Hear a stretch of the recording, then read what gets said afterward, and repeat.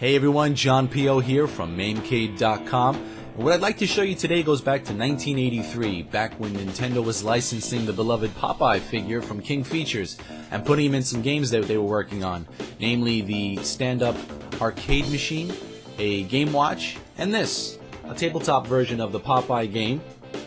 And as you can see, it's quite large and runs on 2 C batteries. And it's an LCD game. Let's take a look at it and see how the game works and plays. The game has 2 modes, a Game A and a Game B. We're playing Game B right now, as you can see by the upper hand left corner. The main difference between A and B is Brutus is much more aggressive, and there's a swordfish that swims under the pier.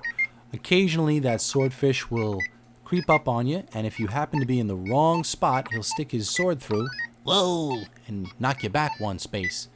Now the whole point is to knock Brutus on the left-hand side of the screen into the water, as he's trying to knock you into the right-hand side. Now every time he goes into the drink, a can of spinach gets closer and closer to Olive Oil, who is tied up and trapped up on top on the ship. Now you could avoid Brutus's punches if you're timely with the joystick and pull back. If you get to the very last point, you can kind of move your head as a bob and weave. If you get struck on the right-hand side at the very last position, you will get knocked into the water, losing a life. And you've got 3 lives. Ooh. I wanted to start off with Game B only because I wanted to show you the swordfish on the bottom there, because you don't see that in Game A. And this is a LCD game, which means you needed a light source overhead to shine into the top of the machine that would illuminate the back of the LCD.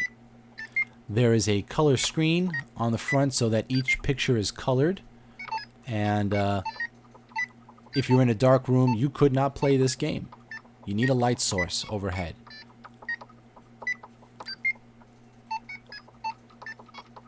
Let's take a look at Game A.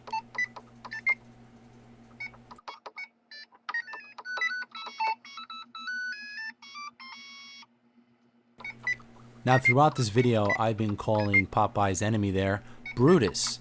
And there is some confusion because originally Brutus was Bluto. And how the story goes is King Features mixed up the copyright information that they had. They thought they had lost the copyright to the name Bluto, and Paramount Pictures owned it. And they changed the name to Brutus. Did some alterations to the character, made him a lot fatter, a lot sloppier, and went with that. Turns out they never lost the copyright and owned it the whole time. So eventually, years later, they returned the name Bluto, but there was a long history of it being Brutus. In fact, there's a couple of storylines where it turns out that Bluto has a twin brother named Brutus. And there's another storyline that Bluto discovers that there are a bunch of other bad guys who've been using the name Brutus going after Popeye. But generally speaking, if it's between late 50s and 60s, that would be the Brutus years. And you could tell generally he was a more of a slobby kind of guy.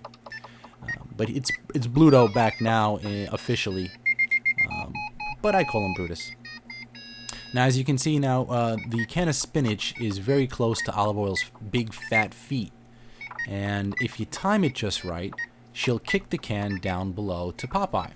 If you're in the wrong position and you're not there to receive the can falls into the water and you have to start the whole process over again, which is very annoying, but that's the way the game goes. Now here comes the can. You have to stay in the right position, otherwise you lose it.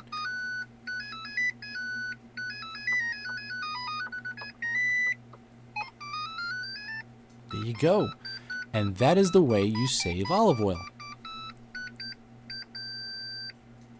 Well-known fact that Bluto Brutus has a glass jaw.